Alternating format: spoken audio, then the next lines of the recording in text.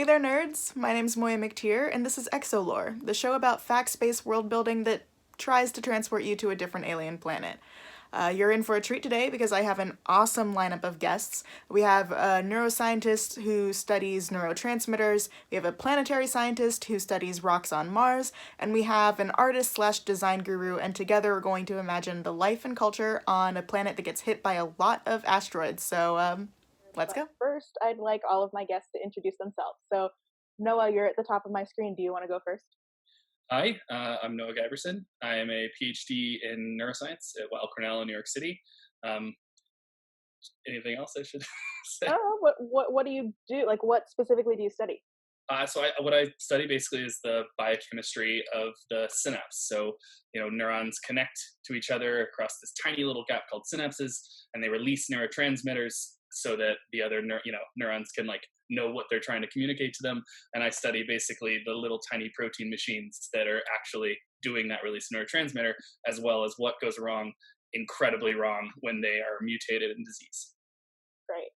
We'll talk about that later. Ray, do you want to go next? Sure. I am Rae Richards. I'm the creative director at a science communications agency, firm, if you will.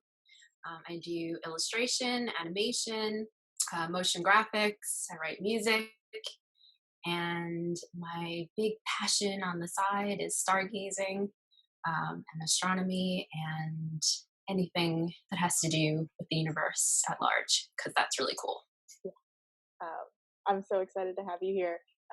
You also had this amazing series of skateboard designs based on work by women in science. So I think that's awesome. Yeah.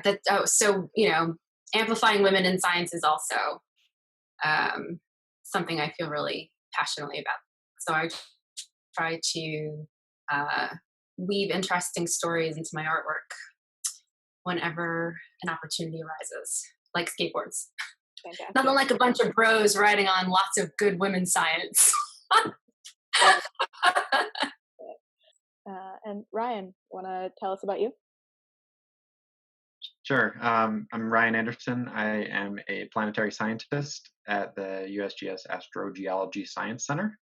And I work on the Mars rovers, Curiosity, and the upcoming Perseverance rover. I'm on the ChemCam and SuperCam teams, respectively, which means I get to shoot rocks on Mars with a laser to figure out what they're made of. So cool. And the main thing I work on is taking the data from that sort of instrument and turning it from a squiggly line on your screen into a measurement of the chemistry. But I also do geomorphology of Mars, and I do education and outreach. And I'm a big sci-fi and fantasy fan, so I'm really excited to build a world. All right. Speaking of Mars, which is a different planet, let's get into the planet of the episode. So like I said before, this planet is exactly like Earth, so it's the same size, it orbits the same type of sun, it has a moon, the same atmosphere, it has water and everything. But this planet gets hit by a lot of asteroids. So asteroids, you can think of as it's space rocks or space junk if you are less kind. So these asteroids hit the surface of the planet. Some direct consequences of that are that they bring with them precious metals. Here on Earth, we on Earth get hit by asteroids all the time too, but not nearly as much as this planet that we're going to discuss. And so we are pretty limited to the resources that we have here on Earth. If you're looking for gold or iron or other resources that you're interested in, we're stuck with what we have. But this other planet gets just constantly replenished by new stuff all the time. And of course, being hit by asteroids so frequently will do stuff to the surface and probably the interior of the planet. So my first question, probably for Ryan, although the two of you can weigh in as well, what would this kind of constant bombardment do to the surface and interior of this planet? Okay, so we're getting lots of little impacts all the time. So basically we're saying that the solar system that this is in just has a lot more junk than ours does. Yeah, or maybe So this planet orbits in the asteroid belt for some reason. okay, so it's closer to a belt or something. So yeah, you're going to get a lot more of all sizes of impacts, right? So it's not just going to be a lot more little ones. The big ones will be more common too. The whole distribution will be amplified, I guess. Mm-hmm. So the little ones are not going to matter much, right? They don't do much compared to the amount of energy you're getting from the sun. A few more little impacts are not going to really change like the temperature a lot.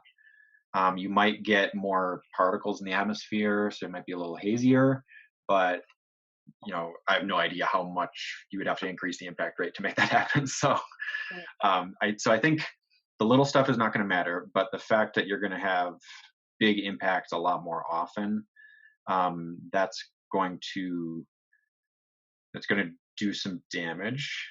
Yeah, your life on your planet is going to have to constantly be reset if you're getting Mm-hmm. a bunch of big impacts. They're not necessarily going to wipe everything out all the time every time there's a big impact, but it's going to be a challenge. It's going to be a stress on the life on that planet. The other thing that it can do is if you are getting big impacts more often, big impacts, basically really big ones at least, they'll punch a hole in the crust.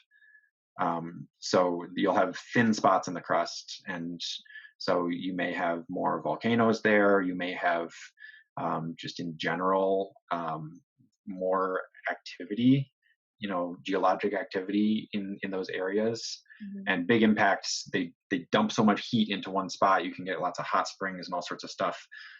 So like on Mars, we talk about big impacts as a place where life could originate because they blast the crust, they heat it up, they melt all the water, and everything just kind of mixes around in these hot areas. And the heat there can last for thousands, tens of thousands of years, depending on the impact. So those are some things to think about. And you're right, if you're getting lots more impacts, you're going to have more precious metals at the surface, because when a planet forms, most of that stuff sinks to the middle. But if you're being hit by the former cores of other planets, then you get that stuff sprinkled all over the surface too. Yeah. So that could be interesting to play with. Awesome. So we're not thinking about humans going to this planet and figuring out what we would have to do to adapt. We're imagining the life that would form natively on this planet. What types of behaviors would they have to survive these impacts? Underground, they probably would live better underground, especially if there's a lot of debris and warm-blooded underground animals. Great. I was thinking, this all reminded me of there's this kind of beetle that it basically can sense that a fire is happening from up to like 50 miles away, and you would think it's because they want to escape these forest fires, but it's actually that they want to run as fast as possible straight towards the forest fire, because I think they can only lay their eggs or mate or something in like freshly burnt wood.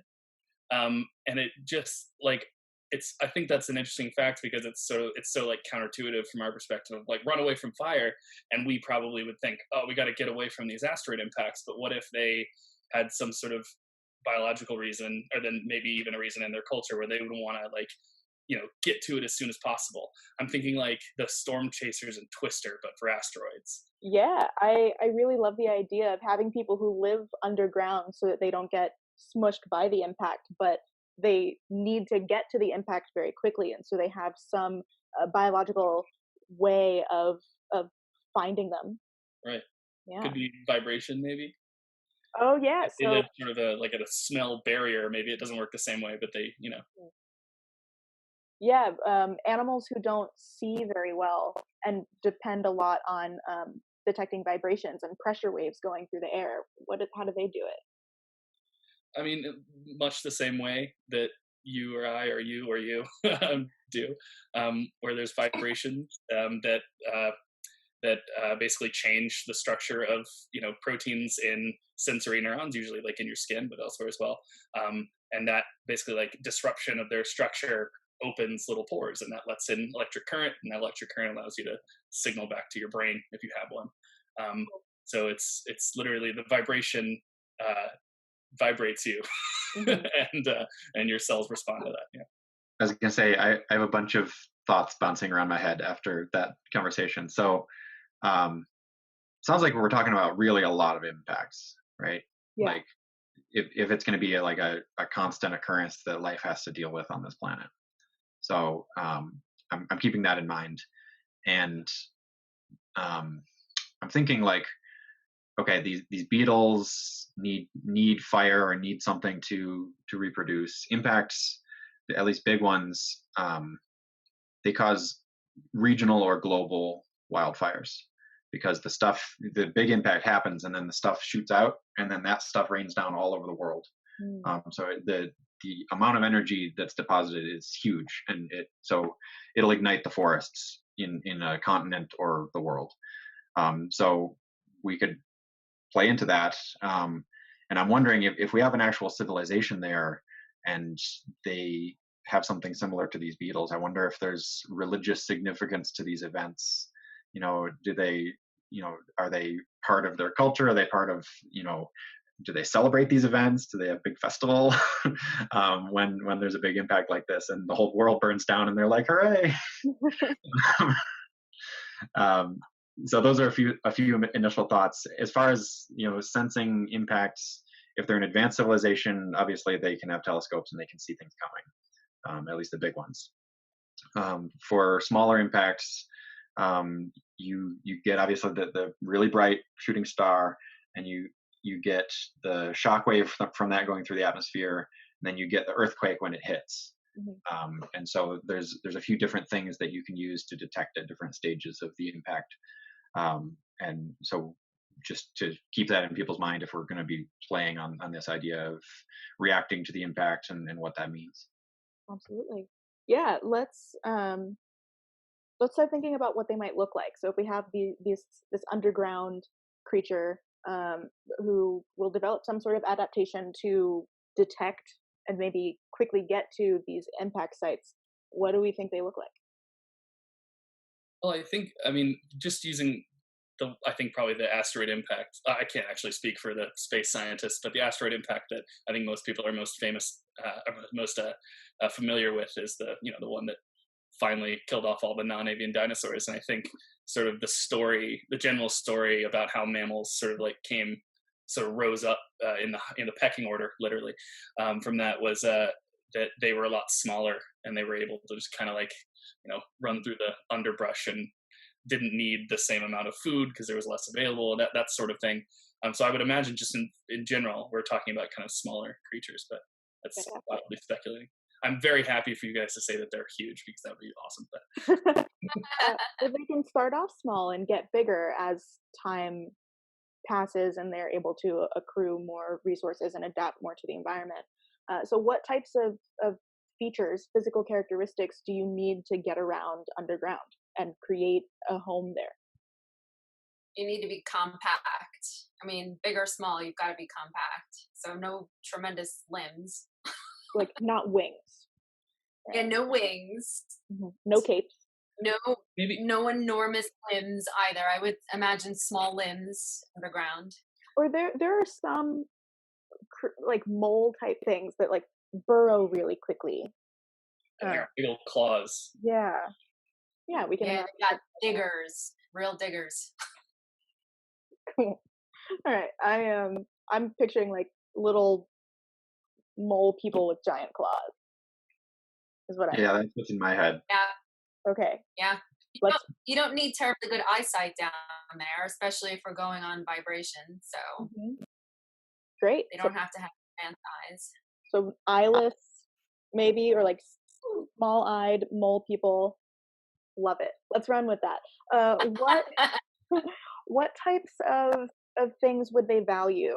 What types of like behaviors or characteristics or objects would they value? Are they a materialistic society? Are they group-oriented or individualistic? What do you think? So I would say my vote would be for more group oriented, because this is a society that constantly has to deal with disasters, and it would be a strong evolutionary benefit to work together and keep each other alive rather than you're on your own, forget you, you know, you can die in the forest fire and I'll be fine. Uh, you know, We're I socialists. Yes. I'm with this. Cool. Yeah. Anyone else want to weigh in? Well, I also, just to bring in another random animal from Earth, I was thinking of there may be other better examples than this for anyone watching. Feel free to write in the comments.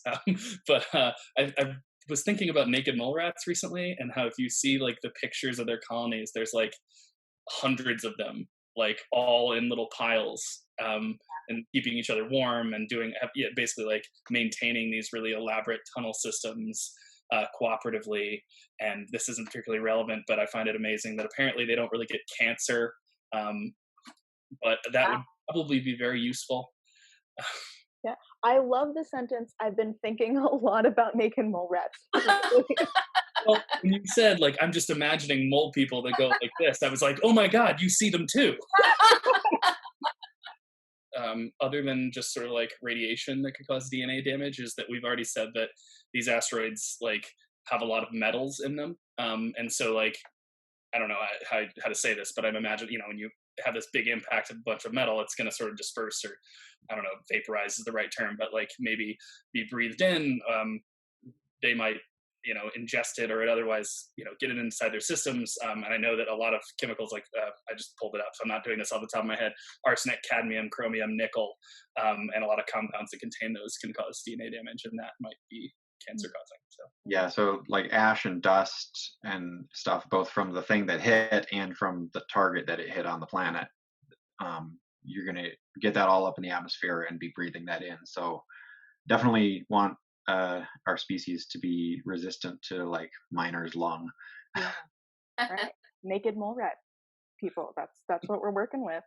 And it's cool that they have to stay together for body warmth since they have no hair. I like the idea of them all living together underground like that. I don't know. I think people think they don't have hair because it's easier to move around in their really tight tunnels. And I think yes. I don't know. It makes you more there's less friction against your environment inside, but still laying on top of each other hairless is adorable. You did ask about like the cultural significance of these impacts and like what kind of society they were having. And since we've talked about they might want to like get to it as soon as possible, I feel like we've talked about a couple things the asteroids bring, and one is like one, Ryan, as you mentioned, I guess like heat that is created by that. So maybe it's the really icy surface, and that's a way for them to get water, or like the metals that are there, and maybe like, you know, they could have like a biological need for that makes them really want to get to, say, that water, but they also might have basically they might have a cultural desire to get the things that come with like that water impact, which might be like metals that are coming down as well, and they might have a role. Yeah, we didn't really decide why they want to go to the impacts. No, I really like this this idea of maybe an icy surface, because all of these impacts can throw up thick clouds into the air that maybe block sun, and so maybe the surface of the planet is incredibly cold except for where these impacts happen. Does that make sense? Yeah, I could buy that. You want to check that, Ryan? All right, cool. I'm good with that. Rae, you are our resident artist. Are you frozen? Just like the surface of the planet. Time for Rae to come back. Oh, you're back. Okay, awesome. So you are our resident artist, and I think that it'd be really cool to think about to really picture this world. So if they're advanced enough, and I like to imagine that they are, they'll build a civilization. And I don't know, do you have any thoughts on what that civilization might look like? Like, what is the mole people's aesthetic? I mean, I'm imagining earthy structures, structures that reflect the underground, adobe, like, you know, mud style walls, earthy tones. If it's an ice world, especially, and if the surface of the planet is icy, then there's a lot of white on the surface. So they would, if they bring structures up from under the ground, they probably want to make the surface look more like the underground. Warm tones. They have giant claws, right? We're talking mole people. So what they're able to fashion with those claws is also would be an interesting thought, unless they are so advanced. Maybe their art is based a lot on carving instead of like painting and stuff like that. Yeah, it would have to be a lot of reliefs, you know. Unless they were so advanced that they could fashion different types of tools, like artists use obviously paintbrushes. I mean, I don't paint with my fingers, so that maybe it's a combination, a lot of relief stuff from earlier days before advanced tools, and as they get further along, maybe more applied paint and different methods of expression. But earthy, I imagine they would love to bring that feeling of being underground, above the ground. They don't have vision or need for light, so a lot of textured things that can be felt and enjoyed through other senses that might be more advanced for them. Sound, I'm assuming they have good ears. So like the acoustics of all of the buildings are very important. I would imagine acoustics would be important, and textures would be important. Smells, earthy smell would be important. There's things that would give them pleasure. Okay. Yeah, that's actually a really there's a whole world of people who focus on that in art. Really? Yes.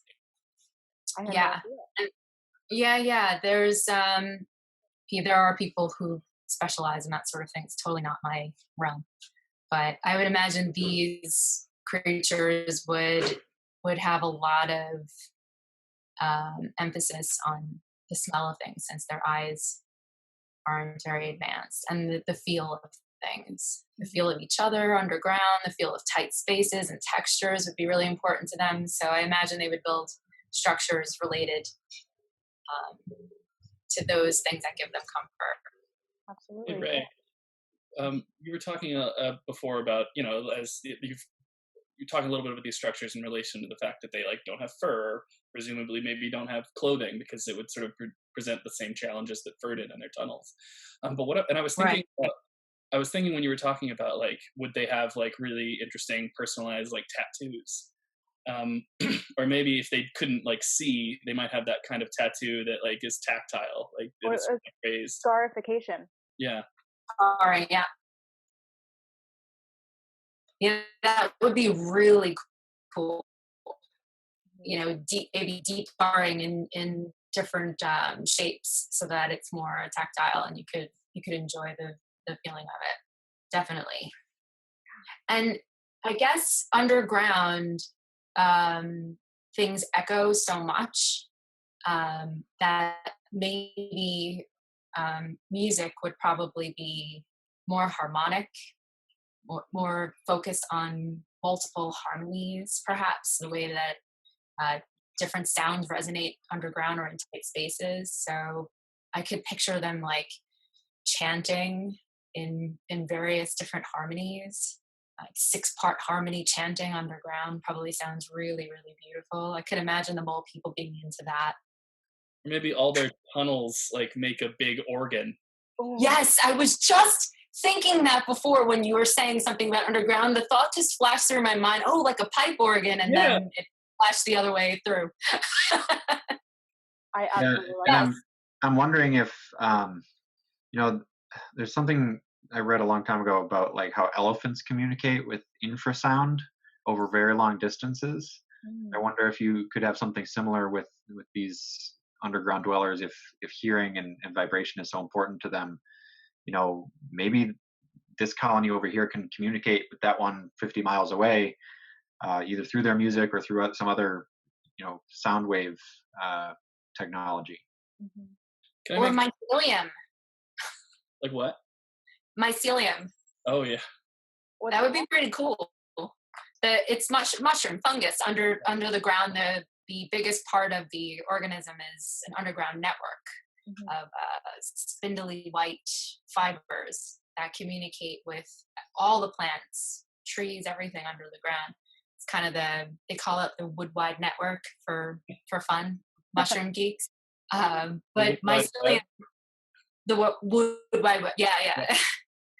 It would be really cool, maybe if they interacted with mushrooms and other things under the ground. You can grow those in the dark. They're really sustainable food matter. They're great material for building things. You can make anything out of mycelium. Yeah. You know, they use it to communicate too. You know how like it feels really good when you're at the beach and like you put your feet like in the sand? You know what I'm talking about? Yes, I do. Well, maybe there are places where they can like, you know, like get in touch with the mycelium. It's like under the ground, but they just like put their little like claws in and they're just like, I feel connected. Yes, I love that. It's almost like a religious experience, right? Yeah. This is so good. Can I make, before we move on, can I make a quick mole-related underground instrument pun? Yes. Do you think that one of their instruments would be the diggery-doo?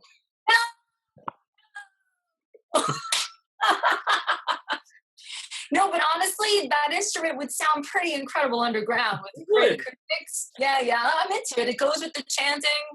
Yeah. It's pretty good. Great. Thank I'll just you. go on mute. That's... Oh, that was the best contribution you've made so far, Noah. I really appreciate it. I can see one carved with like mole people in it. Yeah, it's good. It works. Absolutely. What about different roles that might be very common in society, like the jobs that people might have? What does the society need to function? Let's make it matriarchal, can we? Yes, we can do that. We're inspiration certainly is. Just sticking with the mole rat thing. Yeah. Exactly. Are mole rats matriarchal? Oh yeah. Yeah. They have a queen and everything, yeah. All right, so there's a queen. What else do people do? Mushroom farmer, apparently. Yeah. Oh yeah, farmers. Great. Mushroom farmer would be awesome. Yeah. Probably like mole manicurist. But like, you know, for whatever, for both practical and ornamental reasons, obviously they need to keep their what? Yeah, no, I'm really glad you brought it up. It's a legitimate theory. No, I'm just really dying thinking about someone getting like stars and moons carved into their claws. Yeah. Sorry, that's what I would do. Oh, yeah, you know, you get it. By the end of this conversation, we all have to come up with what our claw designs would be if we lived on this planet. Yes. What else? I think you need some people who go above ground. Yeah, what do they do above the ground? You know, whatever resources they need from the surface, whether, I don't know if their mushrooms grow on wood from the surface or whatever, or resources they can't get by digging. Yeah, like miners to get all of those metals from the asteroids. And burnt ash is really great fertile soil. So maybe at the impact sites, they would want to collect blackened earth. Yeah, I'm picturing like, you know, the harvester ants that go pick up leaves and carry them back to their burrow to grow mushrooms on them. Wood too, yeah. Definitely. What metal? Do you think that there would be a lot of scientists? Do you think that this would be a particularly intellectual society? And if so, what science do you think might be like practiced a lot? Mycology. Seismology. Ooh. Seismology, definitely. Yeah. Chemistry for sure. Mm-hmm. They have to know a lot about molarity. Astronomy to detect incoming. Yeah. Mm-hmm. Yeah, I was going back and forth on astronomy because if they're not a visually oriented species, like you said earlier, maybe they would first get into astronomy through things like LIGO, gravitational wave detectors, and things like that. Yeah. It depends how much they're going up to the surface and how much they're actually watching for the impacts, or whether they're just reacting to, oh, the Earth shook over there because something hit it. Yeah, it's entirely possible that they think of the impacts as something that just happened to them, and so they don't think to look up to maybe try and predict them. Yeah, and I was thinking, we are kind of science biased as a group here, but maybe this civilization wouldn't be very scientifically oriented if they treat these impacts as a religious event, and it's more of a cultural event. Hmm. Maybe not. It doesn't have to go very highly scientific unless we want it to. Yeah, it really doesn't, and it obviously can change over time. Rae mentioned this earlier, where she was talking about how maybe architecture styles would change over time as they developed new tools. Uh, Science, just like it did here on Earth, can develop over time. Yeah, maybe you have some crackpot guy who keeps going up to the surface and like looking up, and, and everyone else is like, "What are you doing? You're a heretic." I'm picturing like a Copernicus mole. Yeah. This is something I've never asked in an ExoLore discussion before, but what types of things do you think might be taboo or illegal here? Shoddy tunnel workmanship. It Oh yeah, collapsed. No, I'm not even a joke. It's like when the tunnel collapses and people are put in danger.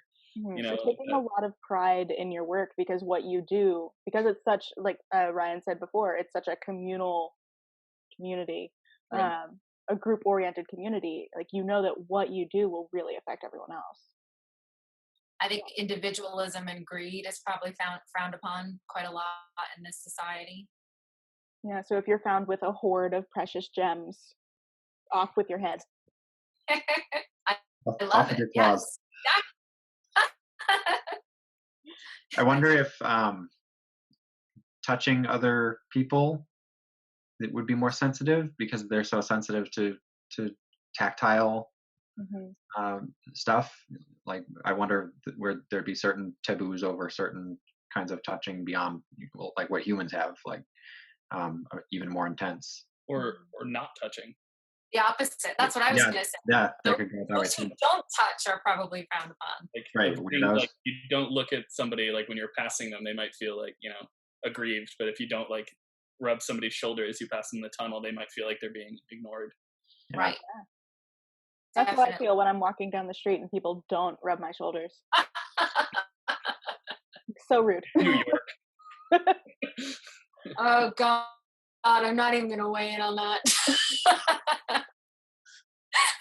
Right. Anything else we can think of?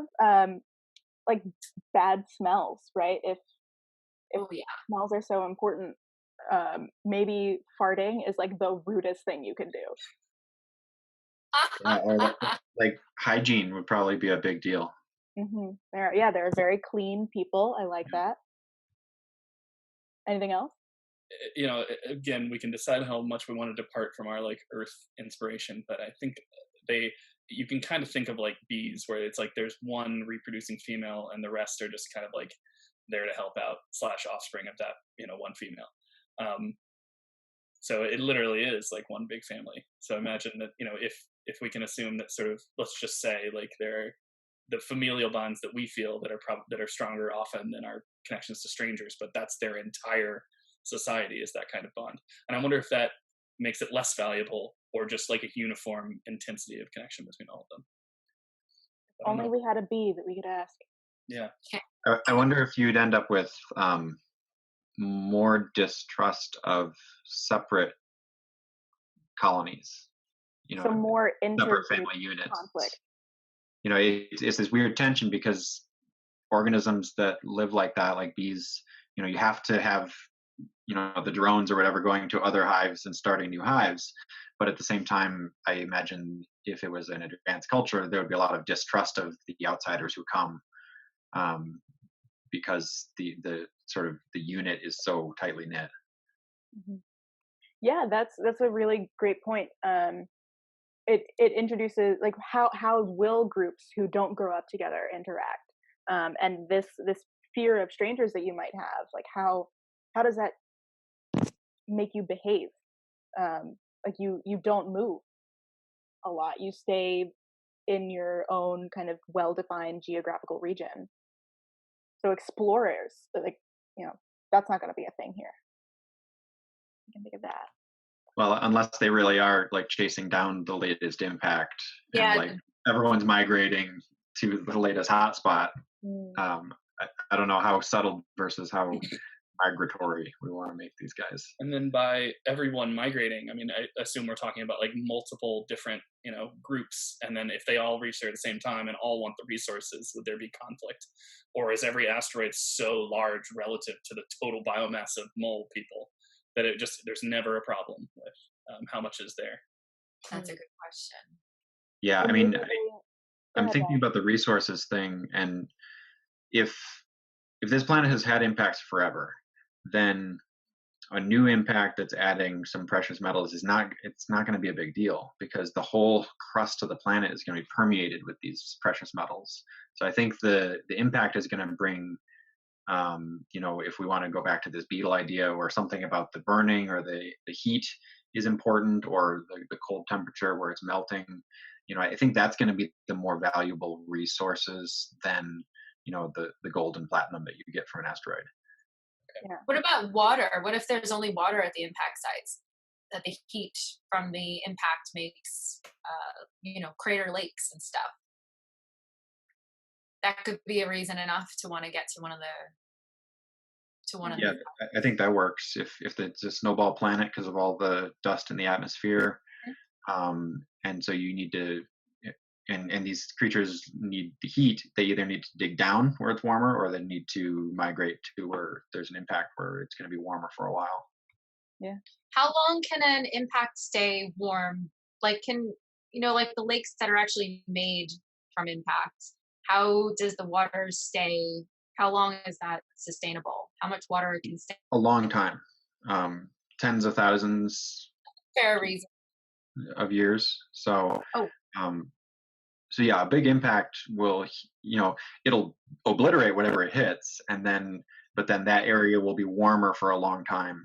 And even after the ice, if the lake freezes over on top, the water may stay liquid for a very long time, and you get hot springs circulating underneath.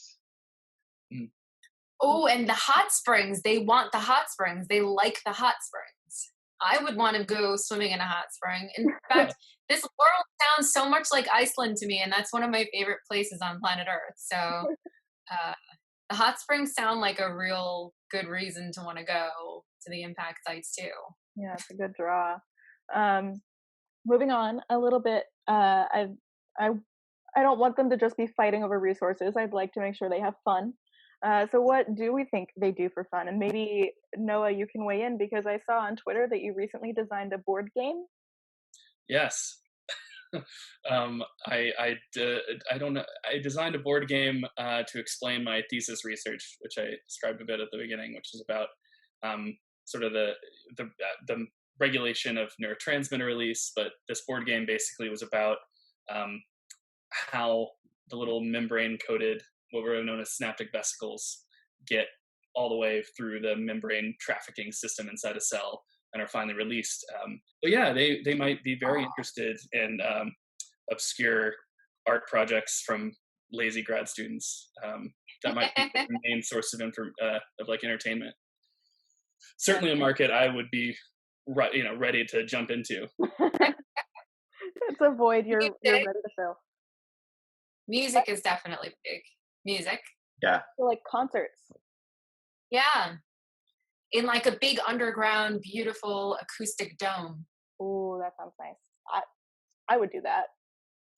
Yeah, I'm picturing like a lot of really low frequency chanting and drums, and or if you go more modern, like a lot of subwoofer involved. Yeah. Like that random rave that happened in the Matrix. Yes, exactly. Also a lot of skin, just like touching people. Yes. Yeah, Yeah, they do a lot of raves, I bet. Yeah, because they like the vibrations too, right? Yeah. Mm-hmm. It's all about that bass. Do they do anything else besides party all night at Rae? I would think, first of all, I like the idea of going to the hot springs to bathe, and maybe they have like some really fun ritualistic hot spring activity. Maybe there's a mating ritual at the hot springs. Mm. They're already naked all the time, so whatever, Yeah. but swimming in the hot water. Yeah. That's a nice I'm romantic time. I'm just Yeah. starting to think about when you asked about we were talking about music and like if what would their bands be called? Asking the important questions. Would they all be sort of like, and obviously I've made it clear I'm sort of annoyingly thinking about puns all the time, but I'm just kind of wondering like if all their bands are like, Sudden Impact or like I think they'd really like the Velvet Underground. Yes! They would have a lot of rock stars, I feel like. Oh, great. Awesome. I think that's a really great note to end on. We are at the top of the hour, and so that went really fast for me. Did it feel fast for anyone else? Yeah, really fast. Fun. Yeah. So if our viewers want to learn more about you, where and how can they do that? Rae, let's start with you. I am Doc Rocket on the internet. That's DOCR0CKET. That's Twitter and Instagram. Best places to catch me. And what are you working on right now? I am building a bunch of analog synthesizers out of reclaimed electronics. What does that even mean? Circuit bending. I take apart electronics and refashion them into instruments, audio instruments. So I'm making a bunch of weird optical theremins right now. It's be some like really strange, spooky space music for a new, very, very strange film that I'm working on and making the soundtrack for it. That sounds incredible. Kind of random. That's what I'm working on lately. Awesome. Can't wait to see that and hear that. So you think? No. Ryan, what about you? How can people learn more about you and what you're doing? I'm on Twitter as Ryan_B_Anderson. Or you can go to my website, ryanbanderson.com. I post on a blog there, mostly not about science, mostly about personal and political stuff. But those are two places you can find me online. Cool. And what are you working on now? Are you getting any research done right now? Yeah, it's not that different for me. Most of the people I work with are not at my home institution anyways, so I'm used to a lot of video calls and everything. So working on the rovers. We're getting ready for the Perseverance rover launch in July, and we're working to figure out what hypotheses we can test and what we can learn at the landing site that we're going to. So I'm involved in that. I just finished a software tool for analyzing data that just got released. So that was a good milestone recently too. And controlling things on other planets from Earth is the ultimate work from home anyway. Exactly. I mean, so cool. It doesn't really change whether I'm at my office or at my home office when the thing that I'm controlling is on Mars. Noah, what about you? How can people learn more about what you're doing? You can follow me on Twitter and Instagram at Arcs and Sciences. And also kind of what I'm doing right now, you can also follow my podcast I have with a couple other cool scientists and science communicators. It's called Facts Machine, FACTSMACHINE. Facts Machine Pod is the Twitter handle. I'm sure it was there. I didn't need to spell it. Can confirm that Facts Machine podcast is so good. I thoroughly enjoy it. We're very, very. We have plans for Moiya to be a guest, and we're very, very excited about it. Yeah. So you'll have to tune in. In October, it's going to be like a Halloween thing. We'll see. We'll see what happens. We're definitely having it. Okay. Amazing. Any last thoughts before we stop talking about this planet? Just had them. What? No, just. Okay. Well, I hope that you continue to think about this planet full of, sightless mole people who have really cool scarification designs on their bodies and do a lot of monk chanting. So, if you want to create some art about this, write a story or draw a picture, I highly encourage it. I'd love to see what you create. Post it online with the hashtag ExoLore, and I'll definitely be watching out for that. But thank you all to Noah, Ryan, and Rae for being on the show and lending me your time and your brains. Yeah, thanks so much.